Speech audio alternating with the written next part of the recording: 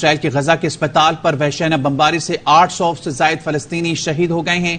Doctor, अमला, खवातीन और बच्चे हमले का निशाना बने। इसराइल का बड़ा नेगेटिव रोल है, हमेशा से उन पर जुल्म होता रहा है, वो उनसे मिलिटरीली कमज़ोर हैं। जगह का ये एक बहुत बड़ा इशू है। अमेरिका इसराइल की मदद के लिए हर हद तक जाने के लिए तैयार। अमेरिकी सदर जो बाइडेन ने अस्पताल हमले पर इसराइल को बरी जुम्मा करार दे दिया। एक तरफ कहा कि इसराइल को गजा में पाकिस्तान जो है वो अपने सूरत हाल और जो सिचुएशन है उसके एतबार से मैं कहता हूं कि अपने अवाम पे सबसे बड़ा एहसान ये करेगा कि कुछ नहीं।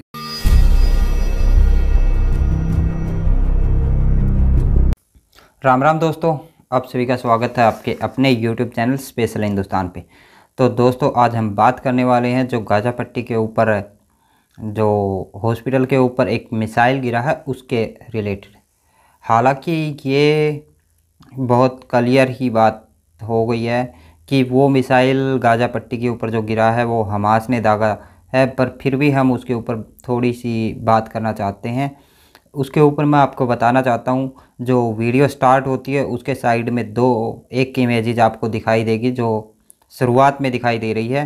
वो एक उस हॉस्पिटल की पार्किंग है जहाँ पे आपको कोई गड्ढा, कोई निशान ज़मीन के ऊपर नहीं दिखाई दे रहा।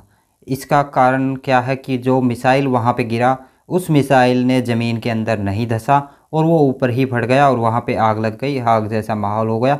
और वहाँ पे दूसरा आपको तस्वीर दिखाई देगी जिसमें एक गड्ढा दिखाई देगा, और वो गड्ढा का मतलब क्या है कि वो मिसाइल वहाँ पे गिरा और गिरने के बाद उसका जो फर्स्ट का शुरुआती पार्ट होता है जो ज़मीन पे गिरा वो ज़मीन के अंदर धंसा और उसके बाद ब्लास्ट हुआ।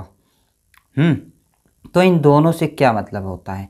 इन दोनों से मतलब ये होता है जो इजराइल के मिसाइल हैं वो जहाँ गिरते हैं वहाँ पे एक गड्ढा होता है और वहाँ पे प्रॉपर उसके बाद ब्लास्ट होता है गड्ढे के बाद, और वहाँ पे आग जैसा माहौल नहीं होता, सिर्फ तहस नहस होती है। और आग तो हालांकि होती है क्योंकि ब्लास्ट होता है तो आग तो लगती ही है, ठीक है। दूसरे में ये होता है कि वो मिसाइल वहाँ पे गिरता है, गिरते ही ब्लास्ट होता है और बिल्कुल आग जैसा माहौल हो जाता है और बिल्कुल एक तरह से आग सी लग जाती है। तो ये हमास के मिसाइलों में हो रहा है। ये उसके बाद एक और इंटरव्यू आया है ये अमेरिका के जो बाइडेन का, उन्होंने भी स्पष्ट से बताया है कि हमारी एजेंसियों ने उसकी तहकीकात की है और उसके बाद हमें पता चला है कि जो ये मिसाइल है ये भी हमास द्वारा ही दागा गया था और इसमें 700 के लगभग जानें चली गई हैं गजा वालों की। तो इससे तो भाई नुकसान दोनों तरफ जानों का हो रहा है, निर्दोष लोग मर रहे हैं, वो गलत है। तो दोस्तों, ये थी वीडियो आप लोगों को अच्छी लगी हो तो वीडियो को लाइक करो, चैनल को शेयर करो, सब्सक्राइब करो। मिलते हैं नेक्स्ट वीडियो में, तब तक के लिए जय हिंद, वंदे मातरम, भारत माता की। चलें यहाँ आपकी कोई कैंपिंग हो ऐसी, आपका कोई ऐलान हो ऐसा कि लाइक यहाँ पे इकट्ठे हो, हम आपका नाम दर्ज करते हैं, ठीक है। लाइक हम आपको लेके जाएंगे, जो लोग इंटरेस्टेड हैं हमारे साथ चलें, ठीक है। और हमारी कौम वो कौम है कि हमें प्राउड है मुस्लिम होने पे, और हम वो लोग हैं जो जिंदगी से ज़्यादा ऐसी शहादत पे प्राउड फील करते हैं। हम सबकी ख्वाहिश है चाहे जिस दर्जे के मर्जी मुसलमान हो कि लाइक लोग नमाज नहीं पढ़ते, जो मर्जी उनका फ़िरका है, ठीक है। ये फ़िरके से बात यह है कि जो फ़िलिस्तीन का इशू है ये बहुत पुराना इशू है, ठीक है। और इसमें इसराइल का बड़ा नेगेटिव रोल है, हमेशा से उन पर जुल्म होता रहा है, वो उनसे मिलिटरीली कमज़ोर हैं। जगह का ये एक बहुत बड़ा इशू है और बहुत पुराना इशू है, ठीक है। लेकिन जो करंट इशू है ये कुछ और इशू है। ये जो यूक्रेन में रूस ने मुदाखलत की और वहाँ पर अमेरिकन्स ने सपोर्ट किया यूक्रेन गवर्नमेंट को, ठीक है। उसके सिनेरियो में इन्वॉल्व था साथ इसराइल। अच्छा। तो इसराइल ने इनको बैक किया है यूक्रेनियंस को, ठीक है। हमारे रहीम।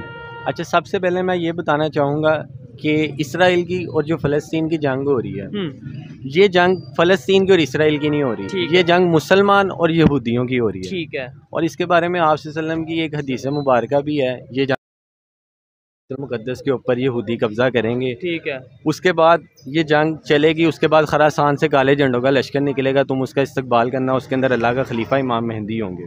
ठीक है। वो आएंगे, उसके बाद ये जंग फतह होगी। और ये जो मिज़ाइल वाली रही बात, ये इसराइल ने फास्ट फोर्ड मिज़ाइल, ठीक है, फ़लस्तीन के ऊपर मारा है। अच्छा। और इसके बहुत जानी नुकसान हुआ है। हाँ। तो मैं इस टाइम पाकिस्तानी लीडर्स को ये बताना चाहूँगा कि ये जो जंग है, इसके अंदर ये जो नुकसान हो रहा है, इसका जवाब आपने भी अल्लाह ताला को देना है। ठीक है। तो मैं इस टाइम मतलब जवाब किस तरीके से, मतलब ये है कि नो डाउट के जो कहीं पे भी इंसानियत की जो नुकसान है वो मतलब हर इंटरनेशनल इशू पे, लेकिन ये अनवारंटेड है। पाकिस्तान जो है वो अपने सूरत हाल और जो सिचुएशन है उसके एतबार से मैं कहता हूँ कि अपने अवाम पे सबसे बड़ा एहसान ये करेगा कि कुछ नहीं करेगा। इससे बड़ा एहसान और कुछ नहीं। वो जब कुछ करने की कोशिश शुरू करते हैं ना, इवन अफगानिस्तान जैसी जगह पे भी, जिसको वो अपनों को सूबा टाइप चीज बना के ट्रीट करते रहे, वहां भी जब कुछ करने की चीज करते हैं तो फिर मामला खराब हो जाता है। So they should sit back and relax कि हमारे लिए 2-3 कुव्वतें हैं जो कुछ कर सकती हैं। एक तो अल्लाह ताला है, परमानेंट है ही है, तो उसके बगैर तो कुछ हो ही नहीं सकता। तो उसके बाद जो है मसलन चीन हो गया या कोई और मुल्क अगर है। सर वो उन्होंने हमास से तकरीर करवा दी ना, मौलाना फजलुर रहमान ने हमास के लीडर को लाइव वीडियो कॉल पे लेकर पूरे जलसे में तकरीर की है जिसमें उन्होंने जिहाद की कॉल दी है।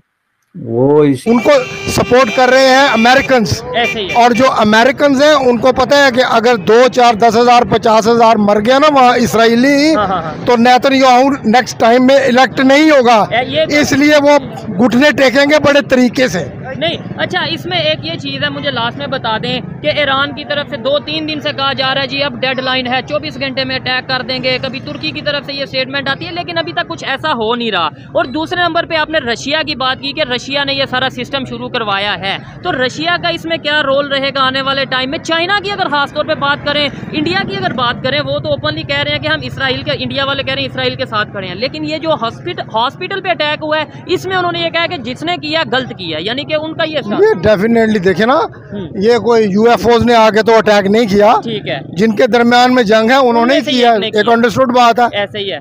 तो क्या कोई बेहतरी की उम्मीद? आज को एक ही चीज समझते हैं जी, हमें नहीं पता अंदर से भाई 5 वक्त जो है तुम्हारा इमाम जो है, तुम्हारे मुल्ला मस्जिदों में खड़े होकर तुम्हें लेक्चर देते हैं और तुमसे दुआएं और बददुआएं करवाते हैं इसराइल के खिलाफ और फलस्तीन के हक में, तो तुम्हें नहीं पता हमास कौन है? ये प्रिटेंड करने का अगर कोई सीखे तो वो पाकिस्तानी लोगों से सीखना चाहिए। अब ये मौलाना साहब पहले समझते थे कि कुछ नहीं होगा, तो इसलिए वो एक बड़े रिलैक्स होके बैठे हुए थे कि मैं तो बड़ा सेकुलर मॉडरेट किस्म का मुल्ला हूँ जी, जिंदगी की रियलिटीज से आशना हूँ, तो मैं थोड़ा ही ऐसी चीजों में जो है इश्तियाल अंगेजी कर सकता हूँ। जब उसने देखा कि छोटे छोटे मुल्ला जो हैं, जो उसने बगल में दबाए हुए थे, वो निकल के आगे भाग रहे हैं, तो उसने भी दौड़ लगा दी। यही तो इनका दीन कि हम लड़ेंगे इजराइल की तरफ से होके, तो इसका मतलब ये नहीं कि उन्होंने को फलस्तीनियों को डिच कर दिया। इसलिए मैं कहता हूं कि फलस्तीनियों और हमास में फर्क करना बहुत जरूरी है। They are not one and the same, ये 2 अलग अलग कुव्वतें हैं। हमास को कोई राइट नहीं पहुंचता कि वो अपने आप को फलस्तीनियों का चैंपियन जो है और उनके राइट्स का जो है वो लीडर या रिप्रेजेंटेटिव अपने आप को बना के पेश करे। इंडिया ने जब ये कहा कि हम इजराइल के साथ हैं, तो उन्होंने कहा कि अगेंस्ट हमास टेररिज्म। उन्होंने ये नहीं कहा कि हम फलस्तीनी अवाम का जो राइट काज है या उनकी डिमांड है या इंडिया का जो लॉन्ग स्टैंडिंग स्टैंड है, वो बहुत क्लियर स्टैंड है 2 स्टेट जो सॉल्यूशन है उसके हवाले से। उस